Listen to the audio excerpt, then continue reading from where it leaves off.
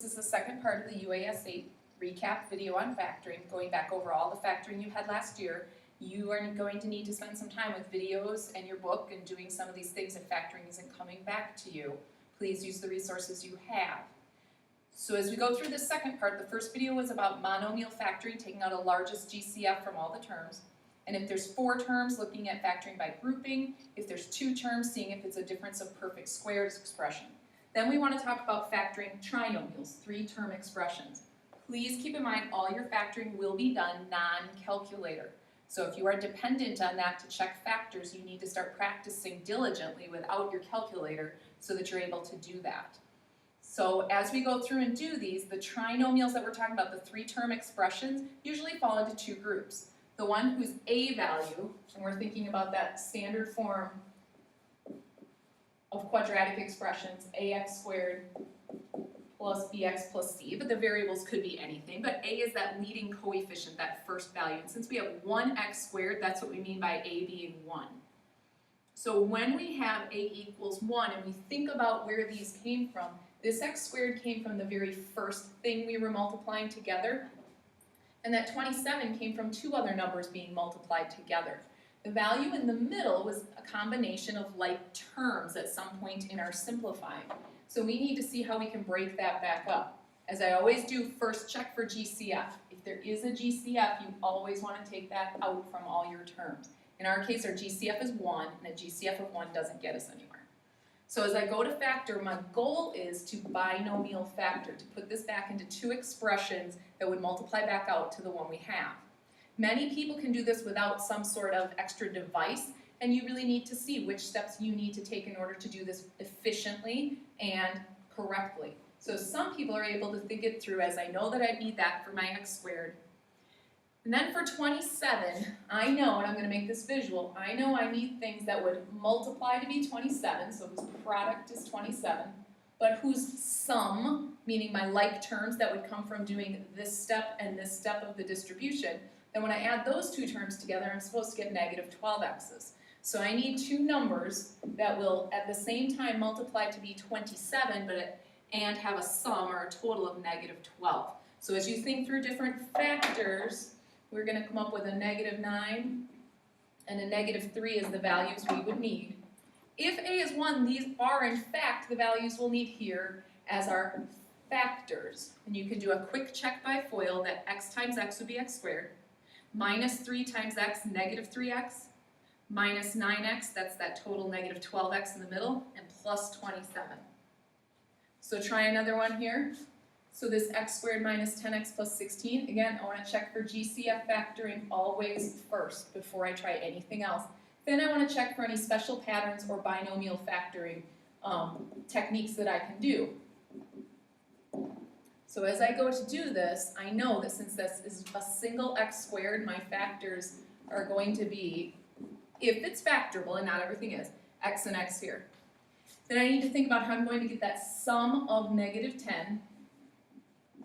At the same time, that those same 2 numbers will need to have a product or multiply to be positive 16. And again, I'm only thinking integers, so I'm thinking about negative 8 and negative 2. Again, because a is 1, those are actually the values I want here in my factors because those are in fact the 2 that will add up to the negative 10x and multiply to be the positive 16. And again, I could check that by running a distribution, what some people call FOIL with the binomials. When a is not 1, meaning this number in front as our lead coefficient when our terms are in standard form is not 1. You need to be able to do this efficiently, meaning this eventually needs to be a process that comes pretty quickly. In the meantime, just keep working it and working it until it does, knowing what you need this for in future algebra and calculus things. So as we go to factor this, we can't do the exact same thing we did before because we know that in our factors, one of our factors, because 5 is prime, one of our factors is going to have to start off 5x, and the other one's just going to have to start off x. But what we don't know is which of the other 2 numbers will be multiplied by 5 and which one won't be to create that 27x in the middle. So if you want a factor diamond, we can talk that through in a second, but a lot of people try sort of, not a trial and error, but a smart checking of some values. What I mean by a smart checking is I realize that my final numbers that go here and here will have to multiply together to be positive 10. 10 does not have a whole lot of factors. So those are the candidates for what could be in this first spot. But I'll tell you, I wouldn't even need to explore what all those four numbers if I were trying to check this pretty quickly, because I already know from my initial that there's no GCF number. There is no common factor sitting out in front of this. So I cannot use 5 in here because if I had an expression of 5x plus 5, that would have a GCF of 5. There's no GCF for this expression that's in there. Same for 10. So I would only need to check a 1 in this position, which would put a 10 over here, or a 2 in this position that would put a 5. Those are the only combinations I would need to check to see which of those combinations would be the correct factoring. So that is one way, and that's how most people do that as you get up into upper level math. You may last year have been taught to do this by grouping, and we can go through that, but again, that needs to be a practice thing until it's really efficient, and you need to understand that process if you're going to use it. So if you're going to use it, when we go back up here, we know that one of these numbers will get multiplied by 5 and one of them will not. So what we need to look for is two things whose sum will still be 27, but whose product is no longer just that 10, it's going to be the A times the C, whose product will be 50. So with a product of 50 and a sum of 27, the two numbers that I'm thinking about would be positive 25 and positive 2. That is not, however, the numbers that go down into your factors. When A is not 1, we need to take those two values and break up our 27x squared and think grouping. So all this does is help us break up the 27x into 25x's and 2x's and a plus 10. Then you would need to carry out your grouping process if you choose this method in order to find out which values will become the values for your factors. So if I carry out my grouping between the two groups, I see that I have 5x plus 2 being multiplied by quantities of x plus 5, and there's my final factoring. So one last one with a not equal to 1, I've got a equal to 2. What I noticed right away is that when I check a GCF, there is a GCF of 2. So I'm going to take that GCF factor of 2 out from all my terms so that I don't need to factor what was there. I'm going to factor the expression 2 times the quantity x squared plus 7x plus 10. So down on my factors, if it binomially factors, and I'm going to check, then I would be able to write it as the expression with a factor of 2 and then two other expressions that will multiply together. So now I'm back to a equals 1 factoring, where I would like a product of 10 and a sum of 7.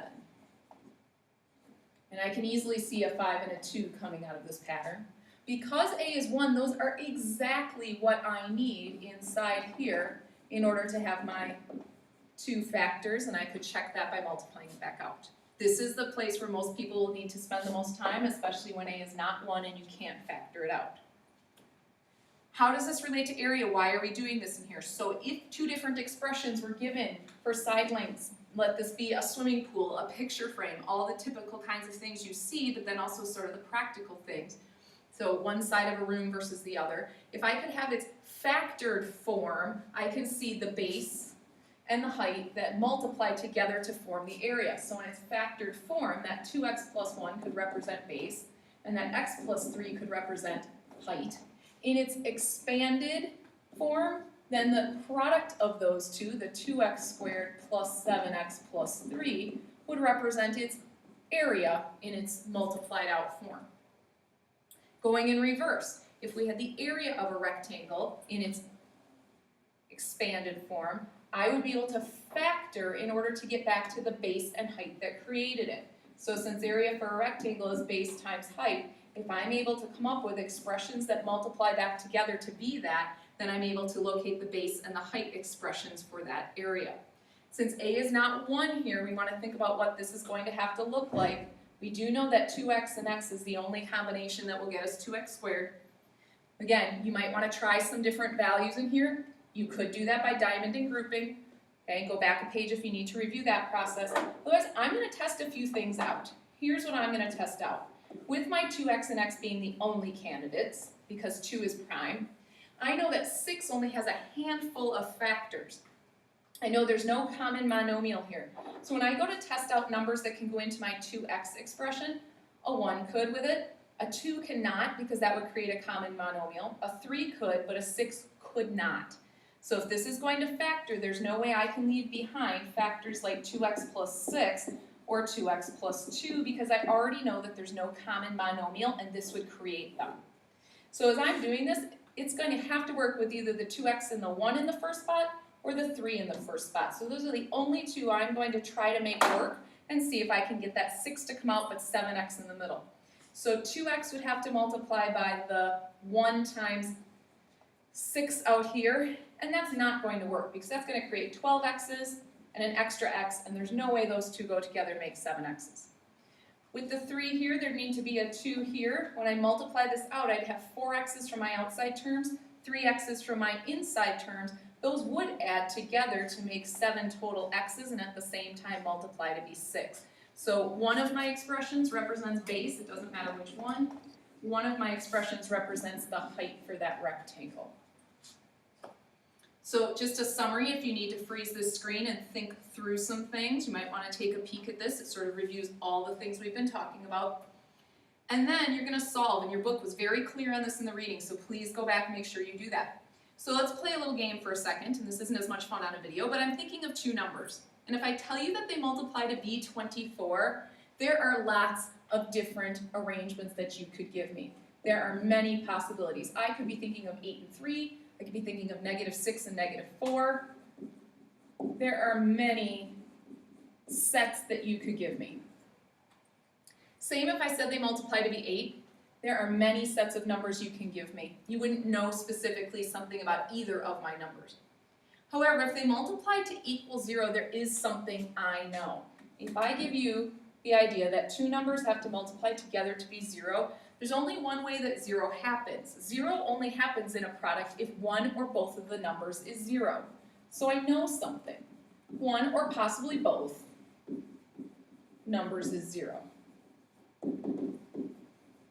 That's really powerful in math. Math says if you have two things that you multiply together and you know they make 0, then one of those values or both has to equal 0.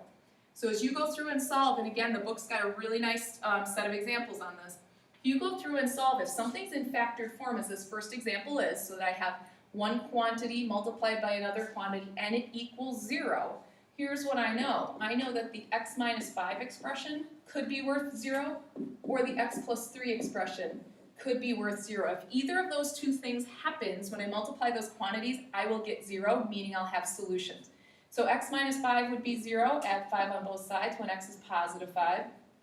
X plus 3 would be 0 when x is negative 3. We need to see this step that shows that you're understanding that each factor gets set equal to 0. So I should not just see solutions instantly. The zero product property says set each factor equal to 0. Stop. Then solve and show us what each x value would be from that. When you're solving something where it's not already factored, you're going to need to factor them. So I'm looking at GCF factoring first. I see a 4 and a y as a common monomial here. I'd have 3y minus 1 as my other factor. So I have two factors now multiplied together equal to 0. This is the important key step here, that I'm showing that each one gets set equal to 0. Then I'm going to do algebra to solve. One possibility is that y is just 0. The other possibility, add 1 on both sides, is that the y value is 1/3. That would be the other way that this expression would have a value of 0 on the left-hand side. This last one, just the entire process now. This one's not equal to 0, so I'm going to do some algebraic moving around so that it is. If it's factorable, then I'd want to check. I do not see a GCF factoring, a common monomial besides 1. So I'm going to check for binomial factoring. Okay, my binomial factors are going to be x minus 3. Oops, sorry. My binomial factors, let me try that again, are going to be x minus 6 and x plus 1. And check. So then my zero product property says one or both of those expressions has to be 0 to get my solutions. So x is 6 and x is -1.